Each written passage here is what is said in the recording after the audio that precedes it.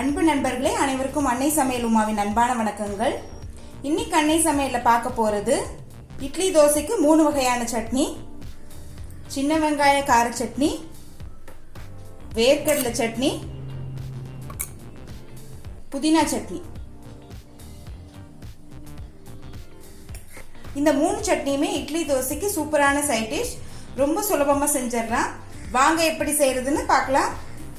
முதல்ல சின்ன வெங்காய கார சட்னி எப்படி செய்யறதுன்னு பார்க்கலாம். 10 காஞ்ச மிளகாய் சேர்த்துக்கிறேங்க. மிளகாயை கலர் மாறாத மாதிரி நல்லா வதக்கிக்கலாம். கார சட்னிக்கு நீங்க அதிகமாக தான் காஞ்ச மிளகாய் போடணும். நீங்க விருப்பப்பட்டீங்கன்னா கொஞ்சம் கம்மியா வேணா போட்டுக்கலாம். நீங்க நல்லெண்ணெய் ஊற்றி சாப்பிடும் போது அந்த அளவுக்கு காரம் தெரியாது. இப்போ மிளகாயை நல்லா வறுத்தாச்சுங்க. இப்போ இதை எடுத்து தனியாக வச்சிடலாம். இப்போ அதே கடாயில் 10 பல் பூண்டு சேர்த்துக்கலாங்க. பூண்டை நல்லா பச்சை வாசனை போக வதக்கிக்கலாம்.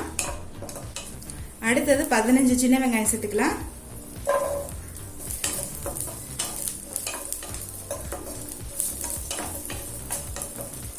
சின்ன வெங்காயத்துக்கு நல்லா பச்சை வாசனை போக நல்லா வதக்கிக்கலாம்.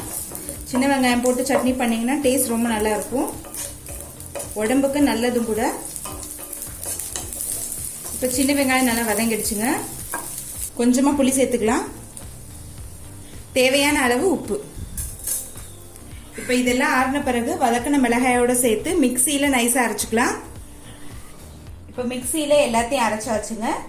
இப்போ சட்னியை கடுகு கருவேப்பிலை போட்டு தாளிச்சிடலாம். சின்ன வெங்காய கார சட்னி ரெடி ஆயிடுச்சுங்க. நம்ம இட்லி கூட சர்வ் பண்ணிடலாம்.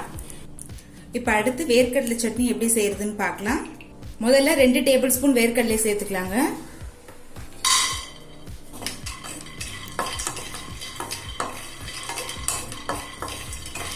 நீங்க வறுத்த வேர்க்கடலை வச்சிருந்தீங்கன்னா நீங்க அப்படியே போட்டுக்கலாங்க. இப்போ வேர்க்கடலையே நல்லா வறுத்தாச்சுங்க. ஆறின பிறகு இதுல இருந்து தோல் எடுத்துருங்க. நீங்க விருப்பப்பட்டீங்கன்னா தோல் கூடவே போட்டுக்கலாம்.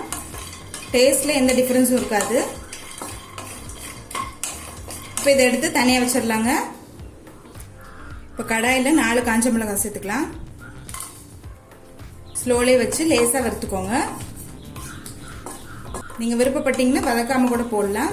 நான் வதக்கி போட்டீங்கன்னா டேஸ்ட் நல்லா இருக்குங்க. அடுத்து 1/4 கப் தேங்காய் சேர்த்துக்கலாம். தேங்காயை வதக்க போறது இல்லை, நான் அளவுக்காக காட்டுறேன். தேவையான அளவு புளி, ஒரு சின்ன துண்டு இஞ்சி, தேவையான அளவு உப்பு. இப்ப இதெல்லாத்தையும் வறுத்த வேர்க்கடலையோடு சேர்த்து மிக்சியில நைஸா அரைச்சுக்கலாம். இப்போ மிக்சியில எல்லாத்தையும் அரைச்சாச்சுங்க. இப்போ கடுகு உளுந்து கருவேப்பிலை போட்டு சட்னியை தாளிச்சிடலாம்.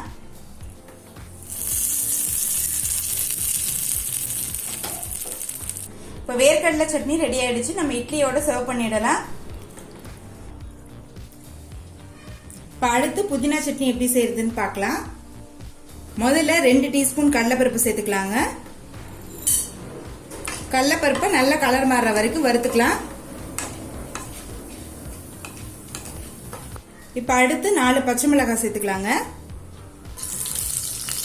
உங்க விருப்பத்துக்கு தகுந்த மாதிரி அதிகமாவோ இல்ல கம்மியாவோ போட்டுக்கோங்க. இப்ப பச்சை மிளகாய் நல்லா வதங்கிடுச்சுங்க. ஒரு கைப்பிடி அளவு புதினாவை சேர்த்துக்கலாம். புதினாவை லேசா வதக்கினா போதுங்க, ரொம்ப வதக்கணும்னு அவசியம் இல்லை. இந்த அளவுக்கு வதக்கினா போதும். அடுத்து 1/4 கப் தேங்காய் துருவல் சேர்த்துக்கலாம். தேவையான அளவு புளி, உப்பு தேவையான அளவு. இப்ப இது எல்லாத்தையும் தேவையான அளவு தண்ணி சேர்த்து மிக்சியில நைஸா அரைச்சுக்கலாம். எல்லாத்தையும் மிக்சியில அரைச்சாச்சுங்க. இப்ப சட்னியை தாளிச்சிடலாம். கடுகு கருவேப்பிலையும் போட்டு சட்னியை தாளிக்கிறேன். இப்ப புதினா சட்னி ரெடி ஆயிடுச்சுங்க. நம்ம இட்லி கூட சர்வ் பண்ணிடலாம். சின்ன வெங்காய கார சட்னி, வேர்க்கடலை சட்னி, புதினா சட்னி எல்லாமே ரெடி ஆயிடுச்சுங்க. இந்த 3 சட்னியுமே இட்லி தோசைக்கு ரொம்ப சூப்பரா இருக்கும். ரெசிபியை ட்ரை பண்ணி பாருங்க, கண்டிப்பா உங்களுக்கே பிடிக்கும். ரெசிபி பிடிச்சிருந்ததுன்னா வீடியோவை லைக் பண்ணுங்க, கமெண்ட் பண்ணுங்க, ஷேர் பண்ணுங்க. இதுவரைக்கும் அன்னை சமையல் சேனலை சப்ஸ்கிரைப் பண்ணலன்னா சப்ஸ்கிரைப் பண்ணுங்க. தேங்க்யூ.